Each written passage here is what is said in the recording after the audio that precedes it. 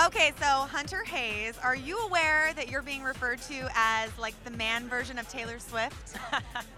Well, I certainly appreciate that. I'm a huge fan of Taylor, and by no means would I ever put myself in the same category as her awesomeness, but I do appreciate that.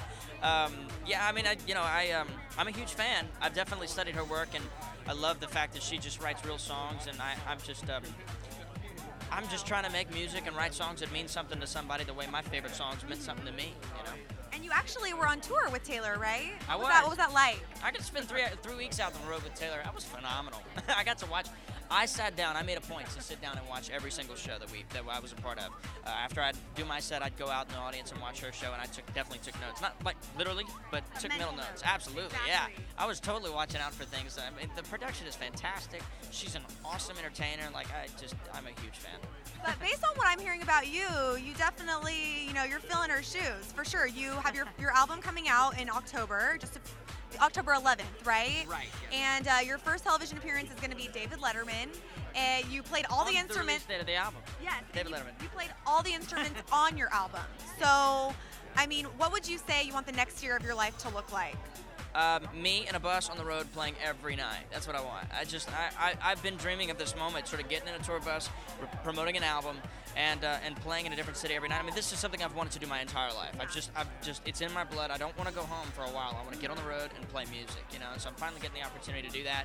Thanks to Miss Taylor, she sort of kicked off our summer, and so now going into sort of promoting the album, you know, my debut album on Atlantic, and then going into this fall tour, this Most Wanted tour that I'm doing. I'm getting to headline my own shows in these smaller venues and just kind of living the dream.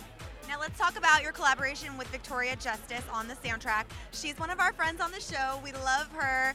What does the song sound like, and what was it like working with Victoria? I mean, it was awesome. Actually, believe it or not, I haven't met her yet. I'm kind of looking out for her, hoping I can meet her. Nice. I know, right? Yeah. I'm super excited. Like I'm gonna become a fan in like 2 seconds. But yeah, it was really cool. She had already kind of sung her part when they called me.